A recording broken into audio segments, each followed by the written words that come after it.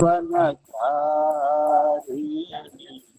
यशोदनन्दन व्रज जनरञ्जन यमुनतीरवनचारी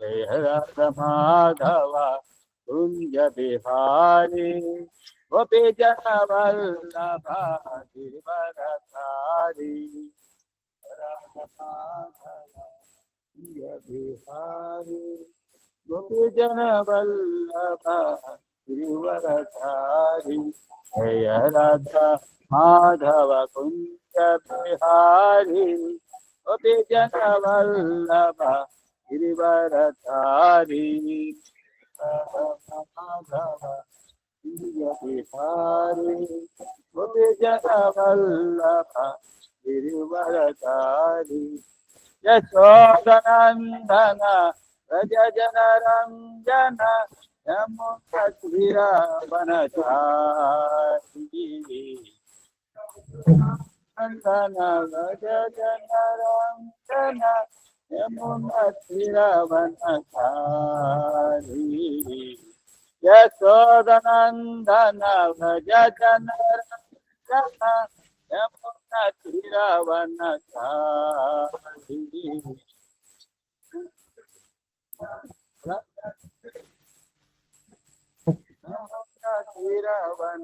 यमुनतीरवनचारी जय राधा माधव कुंज बिहारी गोपी जन वल्लभ गिरिवरधारी राधा माधव कुंज बिहारी गोपी जन वल्लभ गिरिवरधारी यशोदनन्दन व्रज जनरञ्जन यमुनतीरवनचारी यशोदनन्दन व्रज जनरञ्जन यमुनतीरवनचारी जय राधा माधव कुंज बिहारी गोपी जन वल्लभ गिरिवरधारी राधा माधव कुंज बिहारी गोपी जन वल्लभ गिरिवरधारी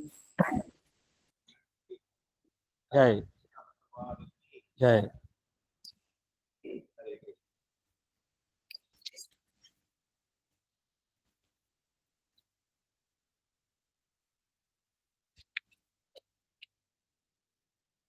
ओम नमो भगवते वासुदेवाय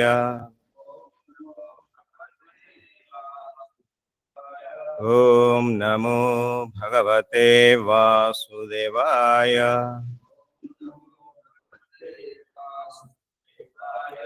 ओम नमो भगवते वासुदेवाय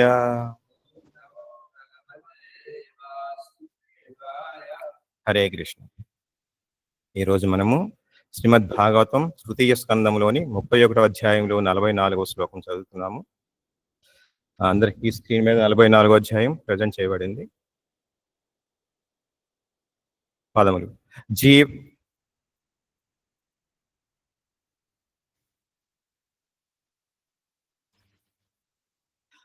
జీవః హి అస్య అనుగః దేహః భూత ఇంద్రియ మనః మయః తత్ నిరోధః అస్య మరణం ఆవిర్భావః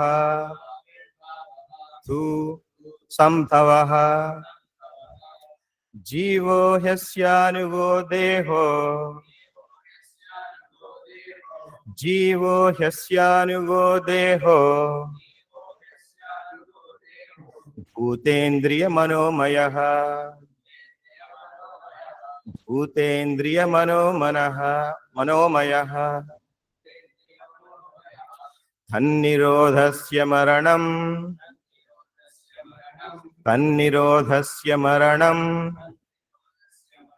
ఆవిర్భావస్తు సంభవః ఆవిర్భావస్తు సంభవః జీవో హ్యస్యానుగో దేహో భూతేంద్రియమనోమయః తన్నిరోధస్య మరణం ఆవిర్భావస్తు సంభవః జీవో హ్యస్యానుగో దేహో భూతేంద్రియమనోమయః తన్నిరోధస్య మరణం ఆవిర్భావస్తు సంభవః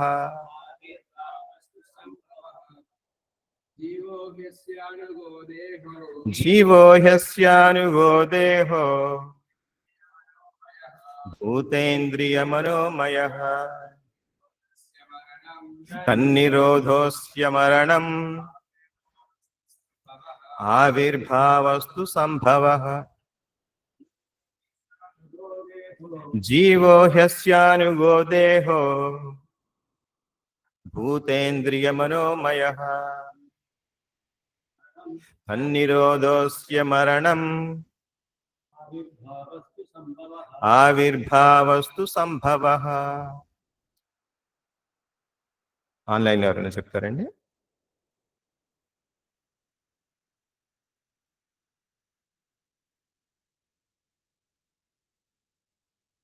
స్పీకర్ ఆన్ చేయాలా మీరు? నేను చేయనా? ఆన్లో ఉందా? ఓకే. ప్రతిపదార్థములు.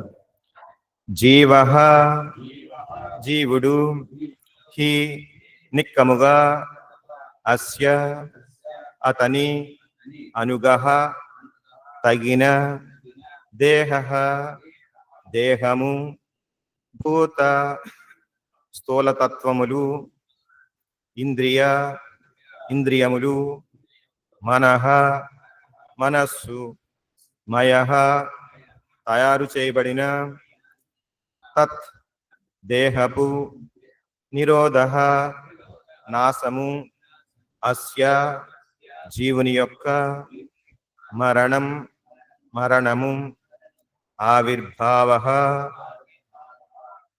ఆవిర్భావః ప్రకటము, తు కాని, సంభవః జన్మము. అనువాదము మరియు భాష్యము చెప్పినది శీలాప్రభుపాదులకు జయంతి. ఈ రీతిని జీవుడు తన కర్మానుసారము ఇంద్రియ మనోమయమగు దేహమును పొందును. ఆ కర్మ ఫలము అంతమైనప్పుడు ఆ ముగింపు మరణమని పిలువబడును. ఇంకొక కర్మ ఫలము ఆరంభమైనప్పుడు అట్టి ఆరంభము జన్మమనబడు. భాష్యము. అనంతకాలముగా జీవుడు వివిధ జీవజాతుల యందు మరియు వివిధ లోకములందు నిరంతరము పరిభ్రమించుచున్నాడు. ఈ విషయం భగవద్గీత యందు రామయన్ సర్వభూతాని యంత్రారూఢాని మాయయ అని వివరింపబడినది. అనగా ప్రకృతిచే వసగబడిన దేహమనడి వాహమున ప్రతి ఒక్కరు విశ్వమన్నంతరును పరిభ్రమించుచున్నారు. భౌతిక జీవనమనున్నది కర్మలు మరియు ఫలముల పరంపరతో నిండియుండును. అది కర్మలను ఫలములను కూడినట్టి సుదీర్ఘముగు సినిమా రీలు వంటిది. శిశువు జన్మించినప్పుడు ఒకానొక కార్య సమూహమునకు ఆ దేహము ఆరంభమని ఎరుగబడెను. ఇక ఒక వృద్ధుడు మరణించినప్పుడు ఒకానొక కర్మఫల సమూహము అంతమైనదని గ్రహించబడెను. వివిధ కర్మఫలముల వలననే ఒకడు ధనికుల ఇంట జన్మించుటను, వేరొకడు పేదవారింట జన్మించుటను మనము గాంచవచ్చు. వారు ఒకే చోట జన్మించినను, ఒకే సమయమున జన్మించినను, ఒకే వాతావరణమునందు జన్మించినను ఆ భేదము గోచరించు. పుణ్య పరిపాకమును మోసుకొని వచ్చు వానికి ధనికుని ఇంట గాని పవిత్ర వంశమును గాని జన్మించే అవకాశం ఇవ్వబడింది. పాప ఫలమును మోయువానికి హీనమగు పేద కుటుంబమున జన్మ కలుగుగలదు. దేహమును మార్చుట అనగా కర్మక్షేత్రము మార్చుట అనియే భావం. అదే విధముగా బాలుని దేహము యవ్వనవంతుని దేహంలోనికి మారినప్పుడు బాల్యోచిత కర్మలు యవ్వనవంతుని కర్మలలోనికి మారగలవు. ఒక ప్రత్యేకమగు కర్మ కొరకై ఒక ప్రత్యేకమగు దేహము జీవునకు వసగబడునని స్పష్టపరచబడినది. అనంతకాలము నుండి ఈ పద్ధతి నిరంతరము కొనసాగుతూనే ఉన్నది. కనుకనే ఒక వైష్ణవ కవి అనాది కర్మ ఫలే అని గానము చేసెను. అనగా జీవుని కర్మలు మరియు కర్మ ఫలములు యుగ యుగములుగా కొనసాగడి కాలమున అవి ఎప్పుడు ఆరంభమయ్యనో తెలుసుకొనజాల. నారదముని జీవితమున ఈ విషయమును మనము గాంచియే ఉన్నాము. ఒక కల్పమున అతడు దాసీపుత్రుడు కాగా తదుపరి కల్పమున దేవర్షి అయ్యను. హరే కృష్ణ. నమో ఓం విష్ణుపాదాయ కృష్ణ ప్రేష్టాయ భూతలే శ్రీమతే భక్తి వేదాంత స్వామినితి నామిని. నమస్తే సారస్వతి దేవే గౌరవాణి ప్రచారిణి నిర్విశేష శూన్యవాది పాశ్చాత్య దేశతారిణి. జయ శ్రీ కృష్ణ చైతన్య ప్రభు నిత్యానంద శ్రీ అద్వైత గదాధర శ్రీవాసాది గౌర భక్త బృంద. హరే కృష్ణ కృష్ణ కృష్ణ హరే హరే, హరే రామ రామ రామ హరే హరే. హరే కృష్ణ. మనము శ్రీమద్ భాగవతంలో తృతీయ స్కందంలోని 31వ అధ్యాయం 44వ శ్లోకం చదువుతాము. ఇది కపిల భగవానుడు తన తల్లి అయినటువంటి దేవహూతికి ఉపదేశిస్తున్నటువంటి సందర్భం అన్నమాట. ఇది 30వ అధ్యాయంలో భగవంతుడు విపరీత కర్మల గురించి చర్చించారు. ఇప్పుడు 31వ అధ్యాయం 32వ అధ్యాయంలో అంటే సూక్ష్మంగా మనం ఏం చెప్పారనేది 2 నిమిషాలు చర్చించుకుని తర్వాత ప్రస్తుత శ్లోకానికి వద్దాము. విపరీత కర్మలు చేయు వారి యొక్క గతులు ఏ విధంగా ఉంటాయి అని చెప్పేసి చెప్పారు. విపరీత కర్మలు అనగా ఏంటి? మనకి భగవంతుడు మనకి పూర్వ ఆచార్యులు కానీ లేకపోతే శాస్త్రంలో చెప్పబడినటువంటి కార్యక్రమాలు ఎవరైనా చేసినట్లయితే అది విపరీత కర్మలు అంటారు.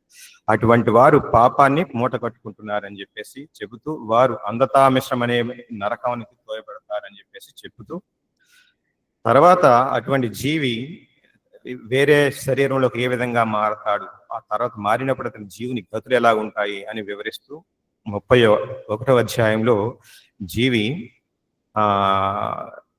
తల్లి గర్భంలో ప్రవేశించాక ఏ విధంగా అభివృద్ధి చెందుతుంది, 15 రోజులు ఎలా ఉంటుంది, 1 మంత్లో ఎలా ఉంటుంది, 3 మంత్స్ ఎలా ఉంటుంది, అవన్నీ కూడా మనకి భగవంతుడు జ్ఞానం చెప్పారు అక్కడ. అప్పుడు జీవి ఎటువంటి నరకయాతన పడుతుంది గర్భంలో అంటే, గర్భసంచిలో ఉన్నప్పుడు జీవి ఎటువంటి కదలలేని పరిస్థితిలో ఉంటాడు.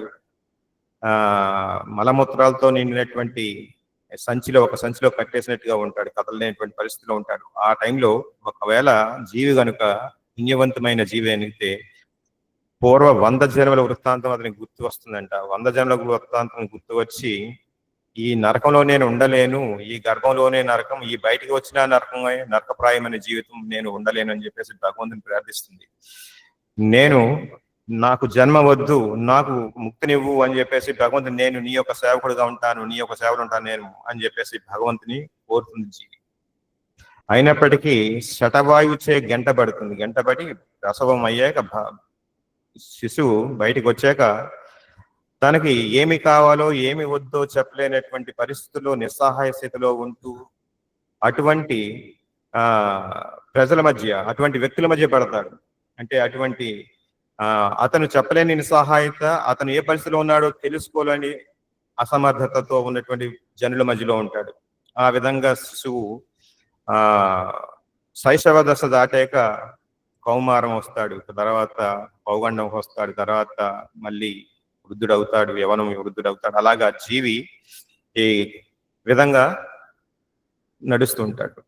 తర్వాత ఈ జీవి చదువుకున్నాం ఈ యొక్క అధ్యాయంలో ఏ విధంగా భవబంధంలోకి చిక్కుకుపోతాడు అంటే తన కోరికలను భోగించాలనేటువంటి ఉద్దేశంతో భగవంతుడికి భిన్నంగా మనం భోగించాలి, భగవంతుడు లేకుండా నేను భోగించాలి, ఈ మొత్తం ప్రపంచం అంతా నా భోగానికి ఉన్నది, నేను ఆనందించాలి అనుకుని నా ఇంద్రియ సుఖం కోసం ఈ ప్రపంచం అంతా ఉన్నది అనుకునే తలంచే విధంగా అతడు తయారవుతాడు. ఈ శరీరం నాది, ఈ శరీరానికి సంబంధించిన వారందరూ నావారు, వారిని సుఖపట్టాలి, నేను సుఖపడాలి, వారి ఆనందం నాది అనుకుంటూ ఐశ్వర్యము, కీర్తి లేకపోతే స్త్రీలు ఈ యొక్క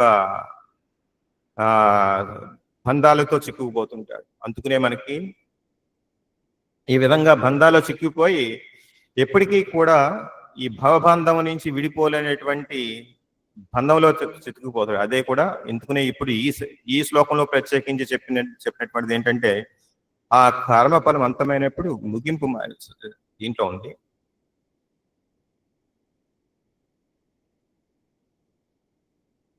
ఇదిగో అనాది కర్మ ఫలాన్ని గానం చేస్తూ, అనగా జీవుని కర్మలు మరియు కర్మ ఫలములు యుగ యుగములుగా కొనసాగడి కారణమున అవి ఎప్పుడు ఆరంభమయ్యానో తెలుసుకోలేము.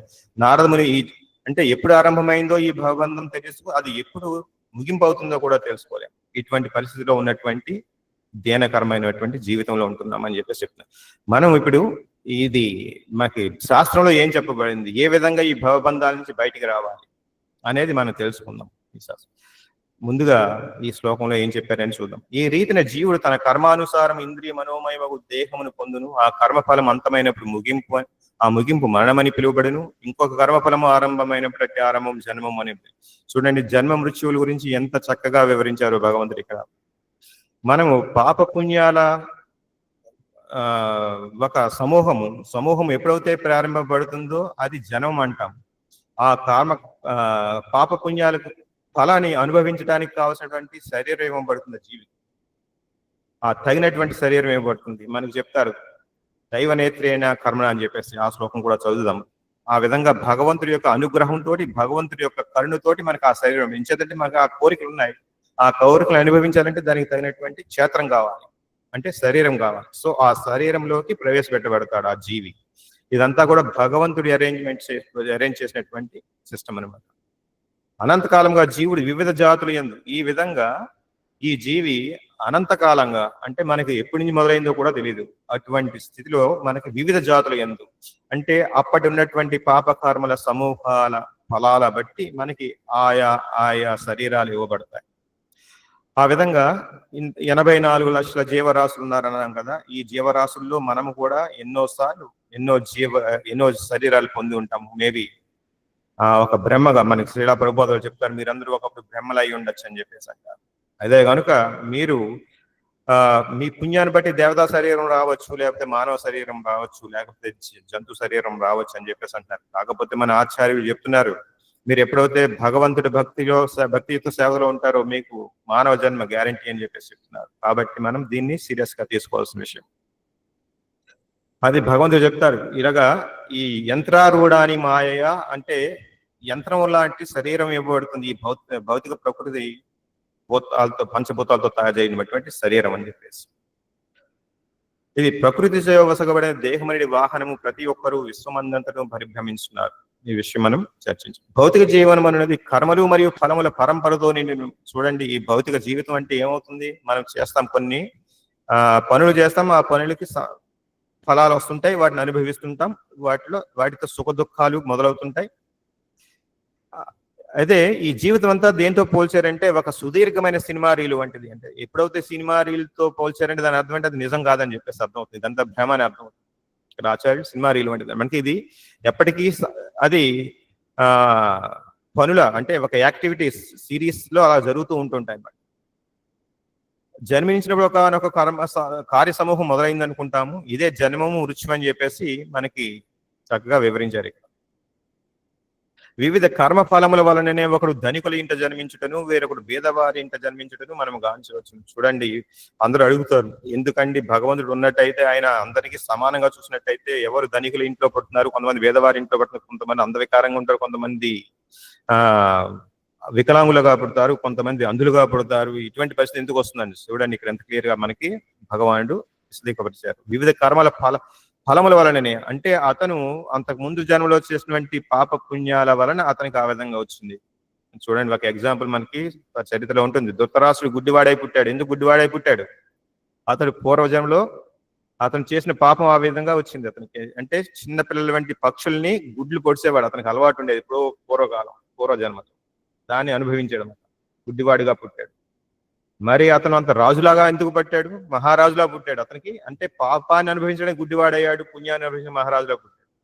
అంటే పాప పుణ్యాలు ఆ విధంగా దైవ నేత్రేణ కర్మన అంటే భగవంతుడు ఇటువంటి అంత పెర్ఫెక్ట్ గా అతని పుణ్య ఫలాలను బట్టి అతనికి ఆ దేహాన్ని ఇస్తుంటాడు, అటువంటి జీవితాన్ని ఇస్తాడంటే చెప్పేసి మనం గ్రహించుకోవాలి. ఇక్కడ ఇంకొక విషయం, ఒకే టైంలో ఒకే వాతావరణంలో ఒకే సమయం పుట్టిన వారు కూడా వేరువేరుగా బిహేవ్ చేస్తుంటారు. దానికి కారణం ఏంటి? వారి వారి యొక్క పూర్వ పుణ్య పాప ఫలాల యొక్క సమూహం వల్ల. అలాగే ఈ దేహము కర్మక్షేత్రం అంటే ఈ విషయాలన్నీ మనకు ఉన్నటువంటి ఫలాలని అనుభవించడానికి కావాల్సిన శరీరాన్ని భగవంతుడు ఇస్తున్నాడు. అదే బాలుని దేహంగా ఉన్నప్పుడు బాలునికి సంబంధించిన కార్యక్రమాలు చేస్తాం, యవనవంతంగా ఉన్నప్పుడు యవనంగా ఉండే కార్యక్రమాలు చేస్తాం అని చెప్పేసి చెప్తున్నారు. ఒక ప్రత్యేకమగు కర్మ కొరకై ఒక ప్రత్యేకమగు దేహము జీవునికి వసగబడుని స్పష్టపరూపణిది. అనంతకాలము నుండి ఈ పద్ధతి నిరంతరము కొనసాగుతూనే ఉన్నది కనుకన ఒక వైష్ణవ అనాథ కర్మఫలం. అంటే ఇది ఎప్పుడు మొదలైందో మనకు తెలియదు, గ్రహించుకోలేము. కాకపోతే మొదలైంది, ఏదో విధంగా మొదలైంది, కానీ దాన్ని బయటికి రావాల్సిన అవసరం మనకు. అది భగవంతుడు ఆ యొక్క జ్ఞానాన్ని కూడా మనకి ఇచ్చాడు. మనకి నారదముని దీనికి ఒక ఉదాహరణ, నారదముని జీవితం కూడా ఉదాహరణ ఉంది. అది కూడా మనం నెమ్మదిగా చూద్దాము.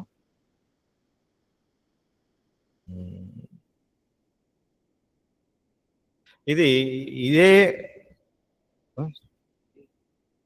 ఏమండి మీటింగ్ లో కూడా ప్రెజెంట్ చేయాలా? స్క్రీన్ ప్రెజెంట్ అవ్వలేదు ఇప్పుడు ప్రెజెంట్ అవ్వలేదా స్క్రీన్? ఇచ్చేస్తుంది చైనా. ఓకే,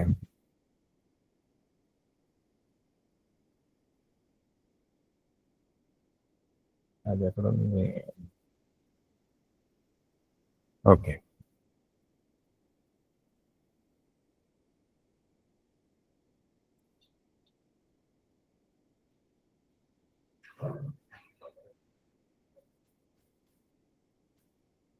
చూడగలరు ఇప్పుడు? ట్రాన్సెండెన్స్ వస్తుంది, స్క్రీన్ షేర్ అవుతుంది. ఇది ఒకటి పర్వాలేదు, మిగతా చూద్దాం. భగవంతుడు కపిల భగవానుడు ఈ యొక్క అధ్యాయంలోని 31 అధ్యాయంలో 1వ శ్లోకంలో ఈ విధంగా చెప్తారు. శ్రీ భగవాన్ ఉవాచ కర్మణా దైవ నేత్రేణ జంతుర్దేహోపపత్తయే స్త్రియాః ప్రవిష్ట ఉదరం పుంసోరేతః కణాశ్రయః. దేవదేవుడు పలికిన భగవాని అధ్యక్షతన కర్మఫలమును అనుసరించిను జీవుడు ఒకనొక ప్రత్యేక దేహమును పొందుటకై పురుషుని రేత కణమును ఆశ్రయించి స్త్రీ గర్భమును ప్రవేశించును. ఈ యొక్క పాప పుణ్యాల ఫలితాన్ని బట్టి ఈ జీవి ఏ విధంగా తల్లి యొక్క గర్భాన్ని ఆశ్రయిస్తాడు, ఆ గర్భంలో ప్రవేశపెడతాడనే చెప్తున్నారు. ఇది ఈ జీవి వర్ష రూపంలో భూమండలంకి వస్తున్నాడు. భూమండలం మీద రకరకాల జీవులు వాటి యొక్క గడ్డి మీద వాటి మీద తిని వర్షంలో నీరుని తాగి ఈ జీవి రేత కణానికి ఆశ్రయిస్తుంది. పురుషుడు అంటే ఆయా శరీరానికి సంబంధించిన పురుష శరీరంలో ఆయా స్పీసీస్ జాతుల్లోకి వెళ్తుంది. తర్వాత ఆయా జాతుల యొక్క తల్లి గర్భంలోకి వెళ్తుంది అని చెప్పేసి ఇక్కడ భగవంతుడు మనకి క్లియర్ గా చెప్పారు. ఇది కూడా కపిల భగవాన్ చెప్పినటువంటిదే. నెక్స్ట్ జస్ట్ ఈ శ్లోకం కోట్ చేశానంటే భగవంతుడు దైవనేత్రేణ ఈ యొక్క కార్యక్రమం ఏ విధంగా జరుగుతుందో తెలుసుకుంటారని. నెక్స్ట్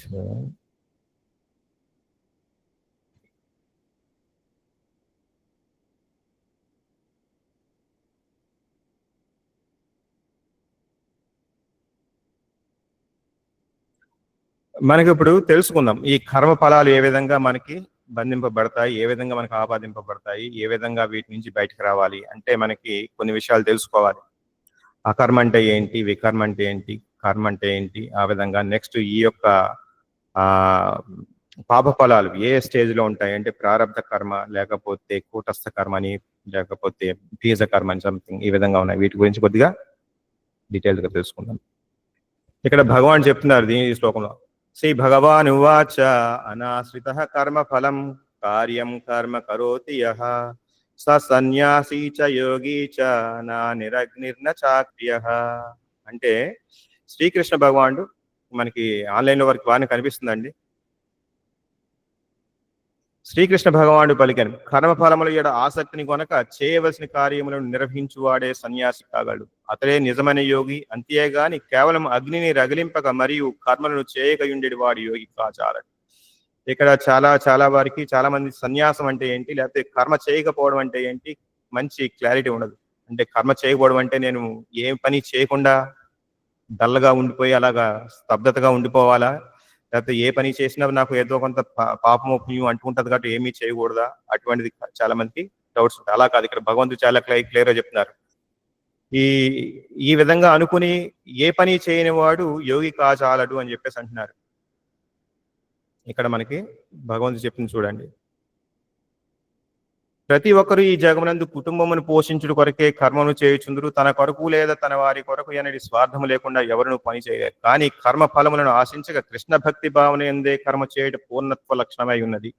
జీవులందరూ శ్రీకృష్ణ భగవానుని అంశలైనందున వారు వాస్తవమును కృష్ణ భక్తి భావన ఎందే కర్మను అనుసరింపవాలి. ఇక్కడ మనకి భగవంతుడు చెప్తారు, మనమందరం కూడా భగవంతుని యొక్క అంశము కాబట్టి మనం ఏం చేయాలి? మన ప్రతి కార్యక్రమం భగవంతుని యొక్క ప్రీత్యర్థం చేసి ఉండాలి. చూడండి, మనకి మన శరీరం ఉంది. మన శరీరంలో ప్రతి అవయవానికి శక్తి కావాలంటే ఈ అవయవాలన్నీ కూడా శక్తిని ఆపాదించి శరీరం కావాల్సినటువంటి ప్రసాదాన్ని భోజనానికి నోటి ద్వారా అందించి శక్తిని తయారు చేయగలంటే పొట్టకివ్వాలి.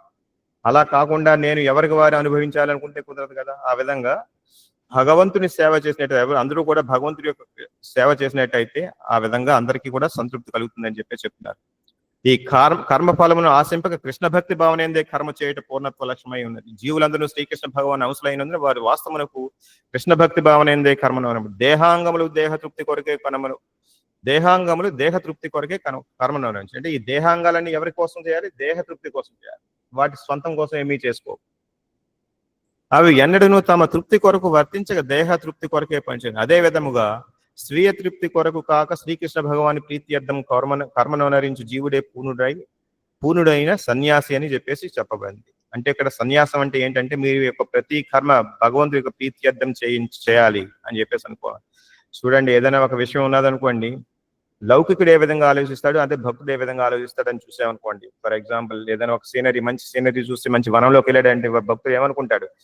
చక్కగా ఉంది, ఇక్కడ మనం కాసేపు సంకీర్తన చేసుకోవచ్చు, లేకపోతే జపం చేసుకోవచ్చు, లేకపోతే శ్రీమద్ భాగవతం చదువుకోవచ్చు అనుకుంటాడు భగవంతుడు. అంటే తనకు ఉన్నటువంటి టైంని, వాతావరణాన్ని ఆ విధంగా ఉపయోగించుకుంటాడు. అదే ఒకవేళ రజోగుణంలో ఉన్నవాడు ఏమనుకుంటాడంటే ఇక్కడికి వచ్చి ఏదైనా వ్యాపారం పెట్టుకుందాం, లేకపోతే ఇక్కడ ఎవరికైనా రిసార్ట్స్ కట్టి వద్దు వనం అనుకో, దానికో రిసార్ట్స్ కట్టి వ్యాపారం చేద్దాం అనుకోవచ్చు. అంటే రజో గుణంలో ఉన్నవాడు. అది తమో గుణంలో ఉంటే గర్ల్ ఫ్రెండ్ తీసుకొని అక్కడ ఎంజాయ్ చేద్దాం అనుకుంటాడు. అంటే ఇక్కడ కృష్ణ భక్తి భావంలో ఉన్నవాడు ఏ సిచ్యువేషన్ లో ఉన్నా సరే, ఏ విధంగా ఉన్నా సరే, భగవంతుడికి ఏ విధంగా దాన్ని ఆపాదించాలనేది చూసుకుంటాడు. చూడండి, బాగా ఇలా షాపింగ్కి వెళ్ళిన వెంటనే మనకి మామిడి పళ్ళు కనిపించినాయి అంటే మామిడి పళ్ళు ఎందుకు కొంటాం? మంచి మంచి మామిడి పళ్ళు తీసి భగవంతుని ఆవేదన నివేదన చేయాలని కోరుకుంటారు. అంతేగాని తినాలని కోరుకునేది ఎప్పుడో కానీ. ప్రసాదం చేస్తే కానీ దాని వైపు చూడడు భక్తుడు అనేవాడు. అదే వాడవుతే ఇంక మేము ఎప్పటికప్పుడు అప్పుడే తినేసి చేస్తాడు. అంటే వారి యొక్క లౌకికుడు ఏ విధంగా ఆలోచిస్తాడు, ఈ విధంగా చూస్తాడు. అలాగా ఈ కర్మలు కూడా, మనం చేసే కర్మలు కూడా బయటి వాళ్ళకి లౌకికుడు చేసినట్టుగానే ఉంటాయి. మనం షాపింగ్ వెళ్తాం, వాళ్ళు షాపింగ్ వెళ్తుంటారు. కాకపోతే మన యొక్క ఆలోచన, ఇంటెన్షన్, మూడ్ వేరుగా ఉంటుంది, భావం వేరుగా ఉంటుంది, వాళ్ళ భావం వేరుగా ఉంటుంది. మనకి చూడాలి, అది చూద్దాం నెమ్మదిగా, అది కూడా విషయాలు చర్చిద్దాం. ఈ విధంగా ఎవరైతే సన్యాసి అనేవారి మనకి పూర్తిగా ఇక్కడ ఎక్స్ప్లెయిన్ చేశారు. అంటే కర్మ చేయకపోవడం కాదు సన్యాసం అంటే, కర్మని భగవంతుని వైపు తిప్పండి అని చెప్పేసి ఈ శ్లోకం ద్వారా మనకు అర్థమవుతుంది. అందుకనే మనకి ఈ విధంగా ఈ యొక్క శిక్షాష్టకంలో శ్రీ చైతన్య మహాప్రభు మనకి ఈ శ్లోకాన్ని ఇచ్చారు. నధనం నజనం న సుందరీం కవితాం వా జగదీశ కామై మమ జన్మనీశ్వరే భవతాత్ భక్తిరహైత్వై. అంటే ఇది మనకి ఈ శ్లోకంలో, ఈ యొక్క అధ్యాయంలో పూర్వ 10 శ్లోకాల నుంచి చెప్పింది ఏంటి? ఆకర్షణ. స్త్రీకి పురుషుడి మీద ఉండే ఆకర్షణ, పురుషుడికి స్త్రీ మీద ఉండే ఆకర్షణ, అలాగే ఐశ్వర్యం మీద ఉండే ఆకర్షణ, కీర్తి మీద ఉండే ఆకర్షణ. ఈ ఆకర్షణకు ఎప్పుడైతే ఉంటామో వీటన్నిటికీ బంధింపబడి ఈ భౌతిక ప్రపంచంలో బంధింపబడిపోతామని చెప్పేసి, జన్మలు ఎన్ని జన్మలు ఎత్తినా సరే దాంట్లోనే బంధం ఏర్పడుతుందని చెప్పేసి చెబుతూ మనకి ఇటువంటి వాటి మీద ఆకర్షణ ఉండగలదు అని మనకి మన చైతన్య మహాప్రభు ఈ విధమైన శ్లోకం ఇది రోజు మనం ఉదయమే పాడతాం. అంటే ఎప్పుడు మనం గుర్తుంచుకోవాలి, మనకంటే ధనం మీద ఆశ ఉండకూడదు. మనకి యాదృచ్ఛికంగా ఏమైతే దొరికిందో దానితో సంతృప్తి పడాలి. ఉన్న దానిని భగవంతుడికి ఏ విధంగా సేవలు వినియోగించుకోవాలని ఆలోచించాలి. ఏ భగవాన్, ధనమును కూడబెట్టవాలని కానీ, సుందర స్త్రీలతో ఆనందింపవాలని కానీ, లేక శిష్యులు అంటే అనుయాయులు, నాకు ఫాలోయర్స్ ఇంతమంది ఉన్నారు, లేకపోతే నాకు ఇంత బంధువులు ఉన్నారు, నన్ను రక్షిస్తారనే కోరిక వాడికి ఉండకూడదు. ఈ ప్రదేశంలో పుట్టాను కాబట్టి ఈ జన్మభూమి గర్వించదగ్గింది, ఇటువంటి కోరికలైనటువంటి వాటికి ఉండకూడదు. ప్రతి జన్మ ఎందుకు నీ భక్తి అనేది నిర్హేతుక కరుణ నేను వాంఛిస్తున్నాను. అంటే ప్రతి వీరు ముక్తిని కూడా కోరుకుంటారు. చూడండి, ఇక్కడ జన్మనీశ్వరు అంటే ఎన్ని జన్మ ఇచ్చినా పర్వాలేదు, నాకు నీ భక్తి దూరం కాకుండా నీ భక్తిలో ఉండే విధంగా కరుణించమని చెప్పేసి భగవంతుని కోరుకుంటున్నారు. ఈ విధమైనటువంటి సాధనలో ఉన్న మనం ఇస్కాన్ అంటే, కృష్ణ కాన్షియస్ అంటే. హరే కృష్ణ.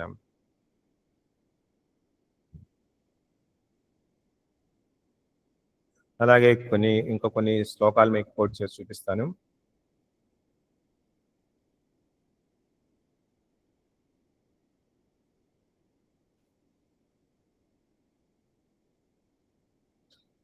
ఇక్కడ భగవంతుడు చెప్తున్నారు,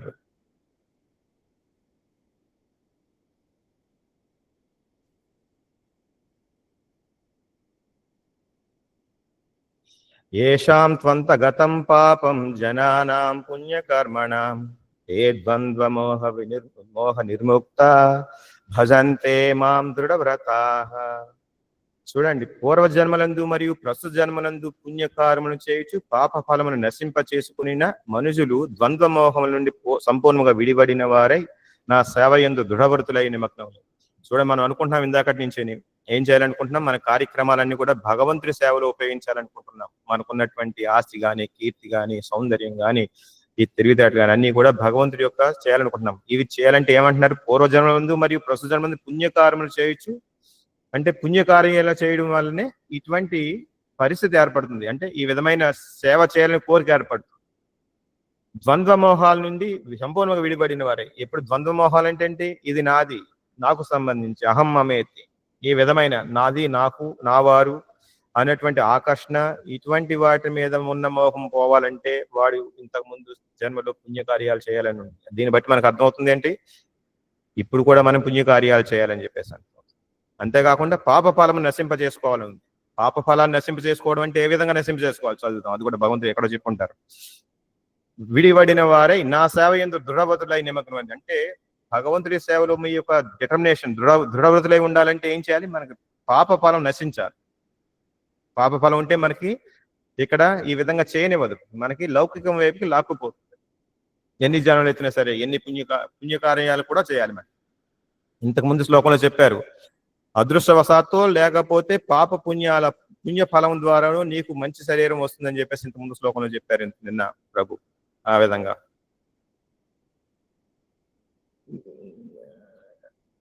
కేవలము ధర్మ నియమానుసారము జీవనము గడుపుచు పుణ్యముగా వర్తించి పాప ఫలమును నశింప చేసుకుని వారే భక్తి మార్గమును చేపట్టి క్రమముగా దేవదేవుడైన శ్రీకృష్ణుని శుద్ధ జ్ఞానమును పొందు స్థాయికి ఎదగలరు. వారు క్రమముగా ఆ భగవాని తలుచు సమాధి మగ్నులు కాగలరు. ఆధ్యాత్మిక స్థితి యందు నెలకొనుటకు ఇదియే సరి అయిన పద్ధతి. చూడండి, వేరే పద్ధతి లేదు. మనకి ఆ గురువు ఏదో చెప్పారు, లేకపోతే ఆ సంప్రదాయంలో ఏదో చెప్పారు, లేకపోతే ఇంతకు ముందు ఆ దేవత దగ్గరికి వెళ్తే పని జరుగుతుంది. ఓకే, ఆయా దేవతల దగ్గరికి వెళ్తే మీకు దానికి సంబంధించిన వ్యవహారం సక్సెస్ అవ్వచ్చు, కానీ ముక్తి అనేది దొరకదు, మీకు భక్తి అనేది రాదు. మీకు ఐశ్వర్యం కానీ లేకపోతే కీర్తి కానీ లభించవచ్చు, కానీ సరి అయిన భక్తి రావాలంటే ఇదే పద్ధతి. శుద్ధ భక్తుల సంఘములో కృష్ణ భక్తి రసభావన ద్వారా ఇట్టి ఉద్ధారము సాధ్యపడాలి. అంటే ఈ విధంగా ఉద్ధరింపబడడానికి కృష్ణ భక్తి రసభావన ఒకటే మార్గం. మహాభక్తుల సాంగత్యం మనుషుడు భ్రాంతి నుండి విడిపడుటే అందులో కారణం. అంటే ఇది ఏ విధంగా వస్తుంది, మహాభక్తుల సాంగత్యం నుండి విడిపడితేనే కానీ మనకి ఇటువంటి కార్యక్రమం జరుగుతుంది. మహాభక్తుల సాంగత్యం నుండి భ్రాంతి నుండి విడిపడాలి.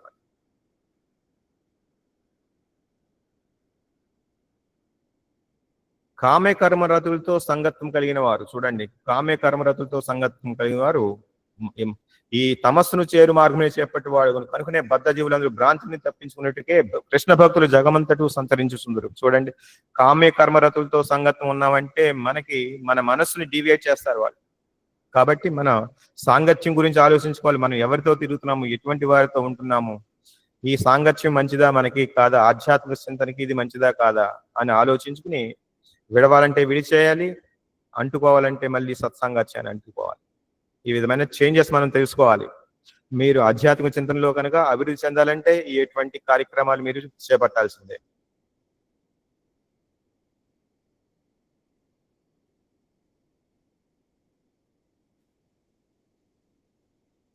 తర్వాత ఇంకొక కొన్ని కోట్స్ చూద్దాము.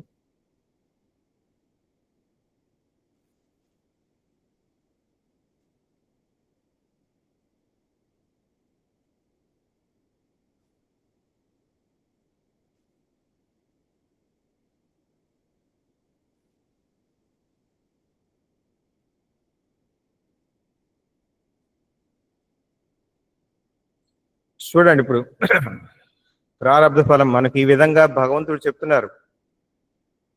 అంటే ఈ కార్యక్రమాన్ని, పాపాన్ని పుణ్యాన్ని ఏ విధంగా సంపాదించుకోవాలి, ఆ కర్మ ఫలాల మీద ఆసక్తి లేకుండా ఉండటానికి ఈ విధంగా చెప్పారు. ఇప్పుడు ఈ యొక్క పాప ఫలం ఏ ఏ పరిస్థితిలో ఉంటుందో చూద్దాం. ఈ విధంగా చూద్దాం.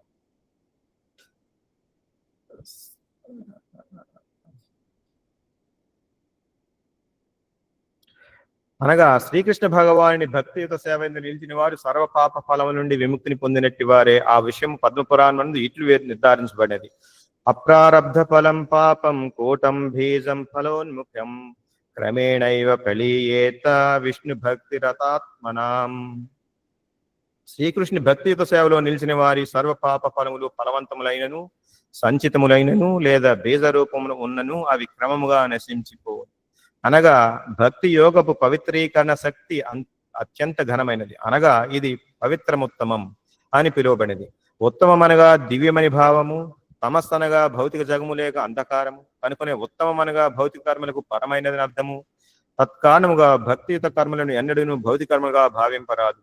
కొన్ని మార్లు భక్తులు లౌకికుల వలె కర్మలందు నియుక్తులైనను ఆ విధముగా భావింపరాదు. భక్తి యోగం నెరిగి దానితో సంబంధం కలిగిన వాడు మాత్రమే భక్తుని కర్మలు భౌతికములు కావని ఎరుగగలడు. ప్రకృతి అంటపడక అవి ఆధ్యాత్మికములను భక్తి పూర్ణములు అయి ఉండదు. అంటే భక్తితో సేవ అనేది లౌకిక కర్మలు కావని క్లియర్ గా చెప్తున్నారు. ఇక్కడ పాప ఫలం అనేది పుణ్య ఫలం అనేది ఏ విధంగా ఉంటుంది అనేది మూడు స్థాయిలో ఉంటుంది. ప్రారబ్ధ ఫలం, నెక్స్ట్ కూటస్థ ఫలం అని చెప్పేసి బీజ రూపంలో ఉన్నటువంటిది. అంటే అప్పటికప్పుడు చేసినటువంటి కర్మకి ఫలం ఏ విధంగా రూపంలో ఉంటుంది, బీజ రూపంలో ఉంటుంది. అది ఇంకా కూడా ఏమి కార్యరూపం దాల్చలేదు.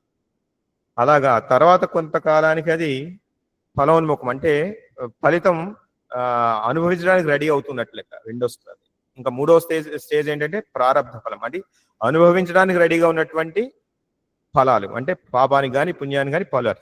అంటే ఎప్పుడైతే ఇటువంటి అనుభవించడానికి రెడీగా ఉన్నటువంటి పాప పుణ్య ఫలాలు రెడీగా ఉన్నాయో వాటిని ఒక సమూహంగా చేసినట్టయితే దాన్ని అనుభవించడానికి ఇప్పుడు ఒక శరీరం ఇవ్వబడుతుంది. అది అప్పుడు ఇంకొక శరీరాన్ని, ఇంకొక దేహాన్ని తీసుకుని మనిషి జన్మిస్తున్నాడు. ఏ విధంగా అనేది ఇప్పుడు ఇంతకుముందు చర్చించుకున్నాం. తర్వాత ఎప్పుడైతే ఆ కార్యక్షేత్రంలో, ఆ దేహంలో ఈ యొక్క కార్యక్రమాలన్నీ, పాప పుణ్య ఫలాలన్నీ ఒక సినిమా రీలు లాగా జరిగిపోతూ ముసలివాడయ్యాక చనిపోతాడే, అది మరణం అంటాడు. మరణం అనగానే మళ్ళీ అప్పుడు ఆ పాప పుణ్య ఫలాలు ఏముంటాయి, అప్పుడు పాప పుణ్యాలు చేసినటువంటి కర్మలు ఉంటాయి కదా, వాటిని మళ్ళీ మూట కట్టుకుంటాడు. అంటే దీన్ని బట్టి ఈ యొక్క సైకిల్ ఎప్పుడు అవుతుంది అనేది మనకు తెలియదు.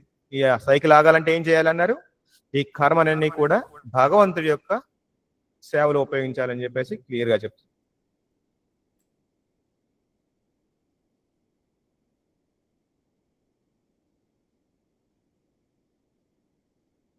ఇప్పుడు వేరే ఇంకో కొన్ని శ్లోకాలు మళ్ళీ రిఫర్ చేద్దాము.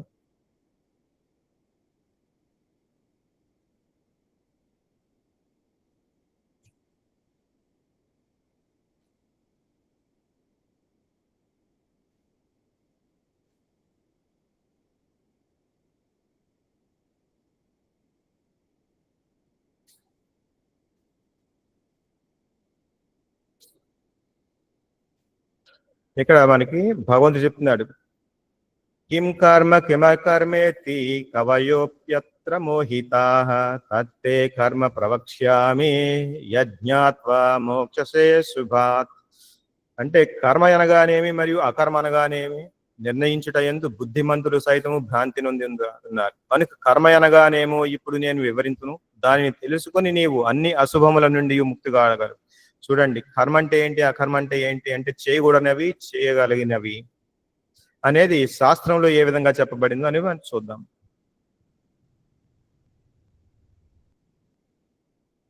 అంటే కృష్ణ భక్తి రస భావిత కర్మను పూర్వపు ప్రామాణికుల భక్తుల ఉపమానమును అనుసరించి మనరించవలను. ఈ విషయం క్రిందటి 15వ శ్లోకంలో ఉపదేశం 17వ. కర్మను ఎందులకు స్వతంత్రముగా తోచిన రీతిలో చేయరాదో రాబో శ్లోకం వివరం. చూడండి, కర్మను మనకు తోచినట్టుగా చేయకూడదు. అందుకనే మనకి ఆచార్యులు కానీ గురువు కానీ ఏ విధంగా ఉపదేశిస్తే ఉపదేశించింది తూచా తప్పకుండా, కానీ ఇలా ఏ విధంగా చేయొచ్చు, ఆ విధంగా చేయొచ్చు, అలాగైనా పర్వాలేదు, ఇలాగైనా పర్వాలేదు అనుకుంటూ మనకు తోచిన రీతిలో చేస్తే అది ప్రామాణికులను ఫాలో అయినట్లు లెక్క కాదు. చూడ మనకి మహాజనులు ఉన్నారు, 12 మంది మహాజనులు. వారిని పంతాలో వెళ్ళని మనల్ని నడవమని చెప్పేసి మనకి శాస్త్రం చెప్తుంది.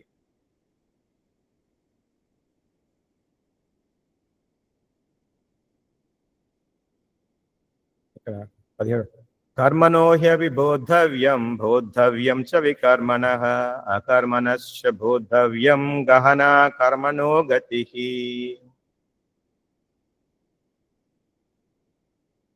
ఎవరేని అంటే కర్మగతులను అవగాహన చేసుకున్నట్టు అత్యంత కష్టము కనుక కర్మయననేమో వికర్మయననేమో అకర్మయననేమో ప్రతి ఒక్కరూ చక్కగా ఎరుగోవాలని దీంట్లో ఉన్న ఆవశ్యకతను మనకి భగవంతుడు నొక్కి వక్కానిస్తున్నారు ఇక్కడ. అంటే మనకి ఏది పడితే అది తోసినట్టుగా చేసేయటం, అంటే నాకు ఏది తోస్తే అది చేసేస్తాను అనటం చాలా అది రాక్షస గుణం అన్నమాట. ఎవరేని భావబంధము నుండి ముక్తిని పడయుట యందు కృతనిశ్చయులై ఉన్నచో వారు తప్పగా కర్మము వికర్మము అకర్మల నడుమ గల భేదం అవగాహన చేస్తారు. మనం కనుక ఈ యొక్క ముక్తిని పడాలి, ముక్తి పొందాలి, భావబంధం నుంచి బయటపడాలి అనుకుంటే ఖచ్చితంగా వీటి గురించి తెలుసుకోవాలి.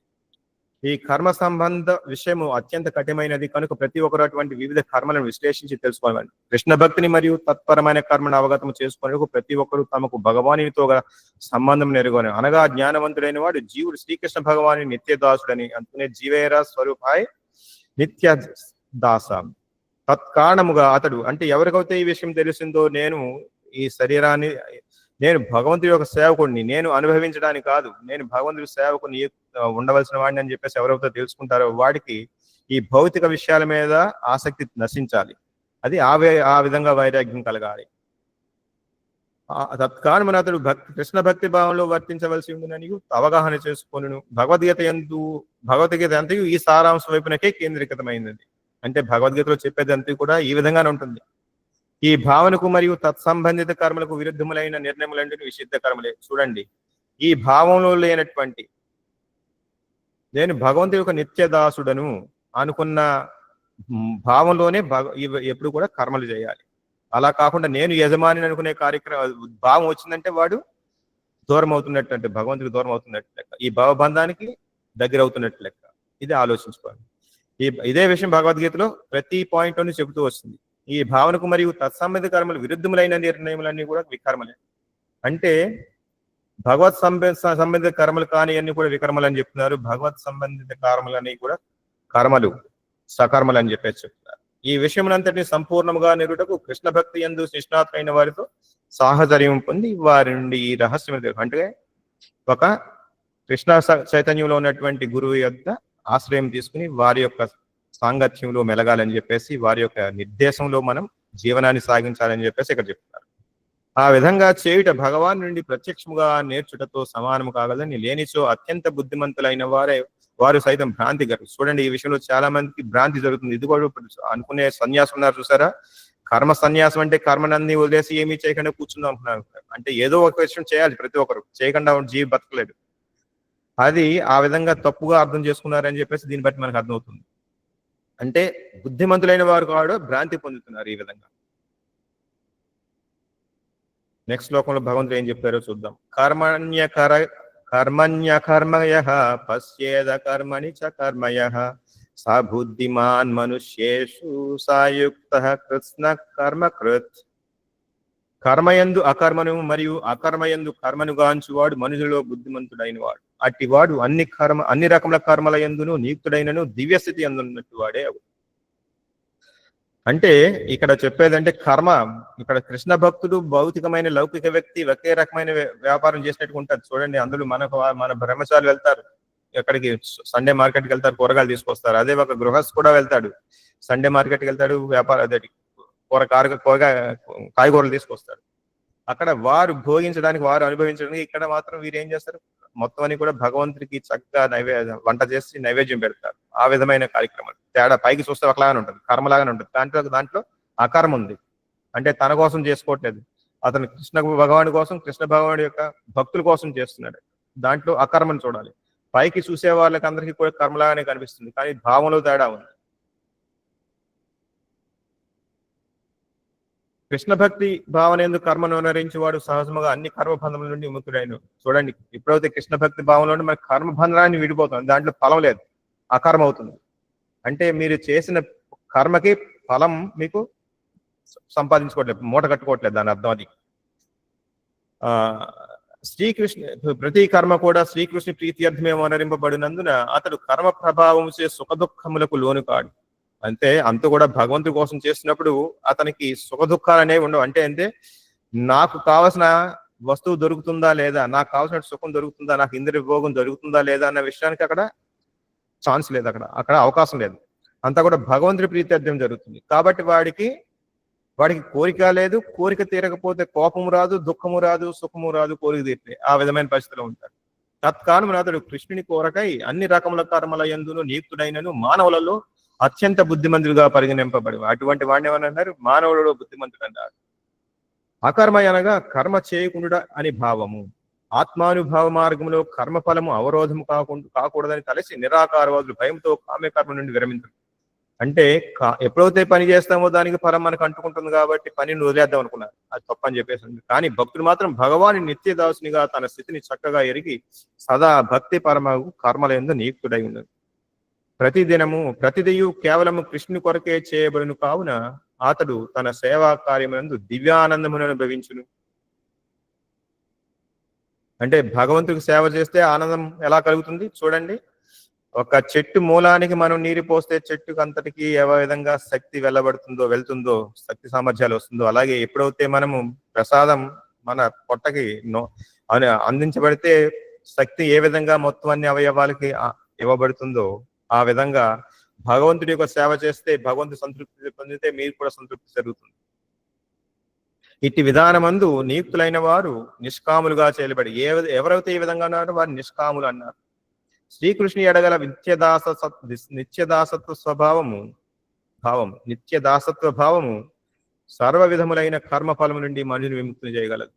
చూసారా ఇక్కడ భగవంతుడు ఎంత చక్కగా చెప్పారు. కృష్ణ భక్తి భావంలో ఉండి ఏ కర్మ చేసినా మీకు దానికి సంబంధించిన ఫలం అంటుకోదు. యస్య సర్వే సమారంభాః కామ సంకల్ప వర్జితాః జ్ఞానాగ్నిదగ్ధ కర్మాణం తమాహు పండితం బుధాః.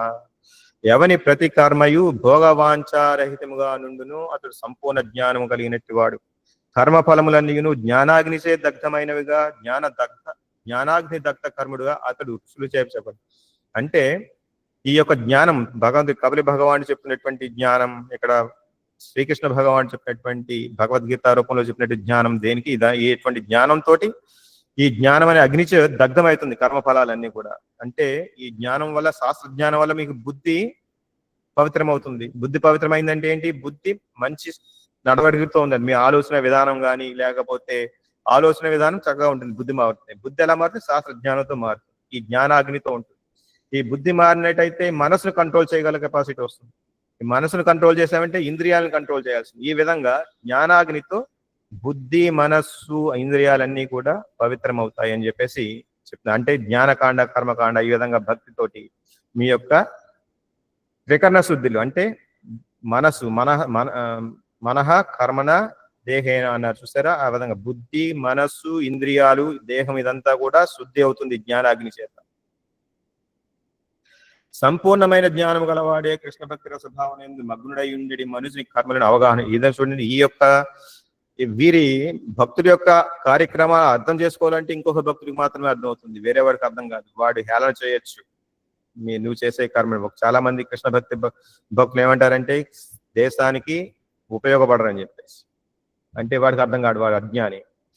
ఏది తమో గుణంలో ఉన్న వారికి ఆ విధంగా ఉంటుంది. వారికి ధర్మం అంటే ఏంటో తెలియదు, అధర్మం అంటే దాన్ని తిరిగేసి చెప్తాడు. అధర్మాన్ని ధర్మంగాను, ధర్మాన్ని అధర్మంగాను, అధర్మాన్ని ధర్మంగా చెప్తుంటారు. చూడండి, మనం గోవుల్ని పోషించాలి, గోవుల్ని రక్షించాలంటే అది అధర్మంగా కనిపిస్తుంది చాలా వరకు. ఏంటంటే గోవుల్ని చంపుకు తినే వాళ్ళకి అధర్మంగా కనిపిస్తుంది. అటువంటి వాళ్ళు ఉన్న రాక్షసులు.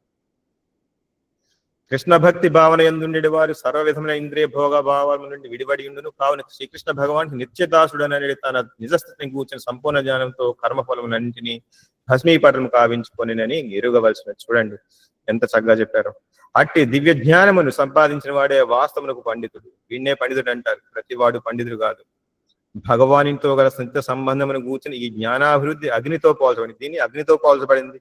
అది ఒక్కమారు రగిలిసినచో సర్వములైన కర్మఫలమును సమూలంగా దహింపు. చూడండి, ఇటువంటి జ్ఞానాగ్ని భక్తితో మీరు సంపాదించినట్టయితే మీకు సర్వములు కర్మఫలములు సమూలంగా దహింపజేయగలరు. దాని అర్థం ఏంటి? అక్కడితో మీ సర్వ పాపాలు నశింపబడుతున్నాయని చెప్పేసి భావబంధానికి ఫుల్ స్టాప్ పెట్టచ్చు అని చెప్పేసి క్లియర్ గా చెప్పబడింది. ఇలాగే ఇంకేమన్నా చూద్దాం. కర్మఫలముల ఏడే ఆసక్తిని విడిచి నిత్య తృప్తుడును మరియు నిరాశ్రయుడును అయి ఉండేది వాడు అన్ని రకముల కర్మలందును నిక్తుడైనను కామ్య కర్మలు చేయని వాడేగును. మనుషుడు ప్రతిదినము, ఇది కూడా మనం ఇంతకుముందు చర్చించిందే, ఇంకొక మన శిలాప్రభాలు ఏ విధంగా చెప్పారో చూద్దాం. మనుషుడు ప్రతిదయు కృష్ణుని కొరకే వనరించినప్పుడు ఆ భావన ఏందే కర్మబంధం నుండి విడుదల సాధ్యం కాగలదు. అంటే మీకు కర్మబంధం నుండి విడుదల కావాలంటే మీ యొక్క ప్రతిదీ కూడా కృష్ణ భగవాని కోసం వనరించినప్పుడు, కృష్ణ భక్తి పూర్ణుడైన భక్తుడు ఆ దేవదేవుని ఎడగల ప్రేమతోనే వర్తించును కావున కర్మఫలముల ఎడ ఆకర్షణ కలిగి ఉండడు. అంటే ప్రతిఫలాపేక్ష కలగకపోవడం అంటే ఏంటి? భక్తితో ఉండాలి. చూడండి, తల్లి శిశువుకి పాలు పట్టించినప్పుడు పాలు తాగి శిశువు ఆనందపడతాడు, మరి తల్లికి పాలు ఇచ్చి ఆనందపడతాడు, అంటే మనం ఇవ్వటంలో ఆనందపడతాడు. అలాగే మనం కూడా భగవంతుడికి సేవ చేయడంలో ఆనందపడాలి. మనకి ఎవరికైనా ఇవ్వటంలో ఆనందం, దానం చేసేవాడికి ఇవ్వటంలో ఆనందం ఉంటుంది. ఆ విధంగా మనం సేవ చేయటంలో ఆనందం ఉండాలి. ఆ దేవదేవుడి ఎడగల ప్రేమతోనే వర్తించను కావున కర్మఫలముల ఎడ ఆకర్షణ కలిగి ఉండడు. అతడు సర్వభారమును కృష్ణునికి వదిలివేయొచ్చి స్వీయ పోషణ గురించి చింతింపడు. ఆయన యొక్క స్వీయ పోషణ అంతగా ఆలోచించాల్సిన అవసరం లేదు. లేనివి పొందవలని గాని ఉన్నవారిని రక్షించుకునే వాళ్ళని గాని అతడు ఆతురపడు. ఇతనికి అంతగా ఉన్న వాటిని ఎలా రక్షించుకోవాలని ఆతురత ఉండదు పెద్దగాను. అవి భగవంతుడి మీద ఆధారపడ్డాడు కాబట్టి. సన్యాసం అంటే అది, అంటే ప్రతిదీ కూడా భగవంతుడి మీద ఆధారపడతాడు సన్యాసి అనేవాడు. తన యొక్క కర్మఫలం మీద ఆధారపడి నాకు ఏ విధంగా రక్షించుకోవాలి, నా యొక్క రిటైర్మెంట్ ప్లాన్ ఏంటి, నా పిల్లల్ని ఏ విధంగా పోషించాలి, ఏ విధంగా, అటువంటి బాధలు ఏమి లేవు. అదంతా కూడా అజ్ఞానంతో నిండుకున్నదే. రిటైర్మెంట్ ప్లాన్లు అవన్నీ కూడా అజ్ఞానంతో పొందుతారు. భగవంతుడి మీద ఆధారపడడం. చూడండి, వాడు ఎంతమంది రిటైర్మెంట్ ఫోన్లో కోట్లు గడించినా వాడు తినలేని పరిస్థితులు ఉంటాడు, వాడు అనుభవించలేని పరిస్థితిలో ఉండొచ్చు ఎంత సంపాదించుకున్నా. తన ధర్మమును సాయశక్తులను నిర్వహించి పిదపాతుడు సమస్తమును కృష్ణునికే వదిలివేయను. అట్టి అసంగుడైన భక్తుడు ఏమీను చేయని వాని చందమున కర్మల శుభ అశుభ ఫలముల నుండి సర్వదా ముక్తాయి. ఇక్కడ మీకు శుభ ఫలములు అశుభ ఫలముల నుండి రెండింటి గురించి కూడా చూడండి. మనకి పాప ఫలములే కాదు, పుణ్య ఫలాన్ని అనుభవించడం కూడా కష్టమే.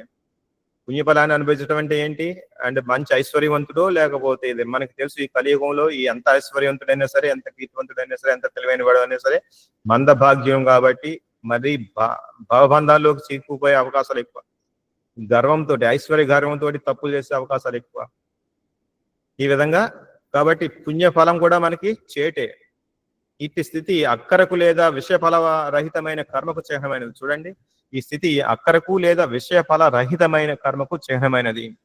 కనుక కృష్ణ భక్తి భావన లేనటువంటి ఇతర కర్మ ఏదైనాను సరియే కర్తను నిక్కముగా బంధించడం. అంటే కృష్ణ భక్తి భావన కాకుండా ఏ కర్మ అయినా సరే బంధింపబడుతుందని చెప్పేసి నొక్కి వక్కాని చెప్తుంది ఇక్కడ. పూర్వం తెలియబడినట్లే అది వికర్మ యొక్క నిజ స్వరూపం అంది. చూడండి, భగవంతుడి సేవ కాకుండా ఏ కర్మ అయినా సరే వికర్మ. శాస్త్రంలో చెప్పబడినది విపరీత కర్మలన్నీ కూడా వికర్మలే. మనం చదువుకున్న మొత్తం ఒక అధ్యాయం అంతా ఉంది ఈ విధంగా. ఒకటి ఇంకొక రెఫరెన్స్ కూడా చూసి క్లోజ్ చేస్తాను.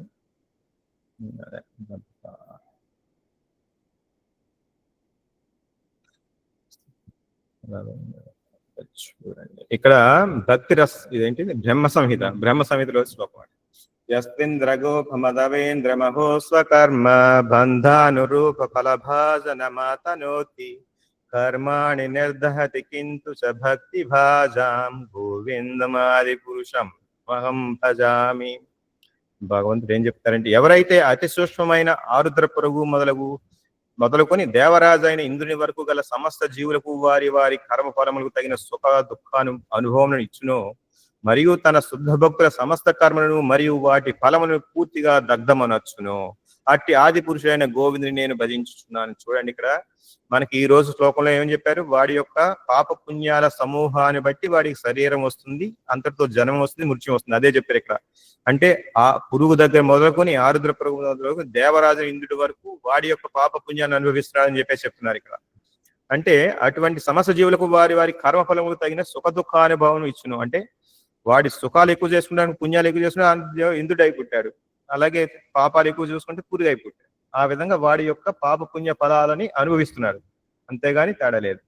దేవతా శరీరం అయిన ఒకటే జీవి అనమాట. ఇక్కడ మానవ జీవితంలో మనం చేయగలిగిందల్లా భక్తి మరియు తన శుద్ధ భక్తుల సమస్త కర్మలను మరియు వాటి ఫలం పూర్తిగా దగ్ధమనవచ్చు. ఇక్కడ అవుతే భగవంతుడు చూడండి ఎంత చక్కగా చెప్పారు. శుద్ధ భక్తుల సమస్త కర్మలను వారి వాటి ఫలములను దగ్ధమనవచ్చు అంటే నశింపజేసేస్తారు. ఇందాక చదువుకున్నాం అగ్ని జ్ఞానాగ్నితో ఎప్పుడైతే ఈ యొక్క కర్మ ఫలాన్ని నశింపజేయను, అలాగే భగవంతుడు గోవిందుడు యొక్క నామాన్ని మనం ఉచ్చరిస్తే అట్టి ఆది పురుషుడైన గోవింది నామాన్ని భజించాం. గోవిందం ఆది పురుషం తమహం భజామి. ఈ విధంగా మనం ఈ యొక్క భవబంధ సాగరానికి ముక్తి పొందడానికై మనం సాధన చేయాల్సి ఉంటుంది. హరే కృష్ణ. ఇంతటితో ఈ ప్రవచనం ఆగుతుంది. ఎవరికైనా ఏమైనా ప్రశ్నలు ఉంటే చెప్పండి. ప్రశ్నలు కానీ సవరణలు కానీ.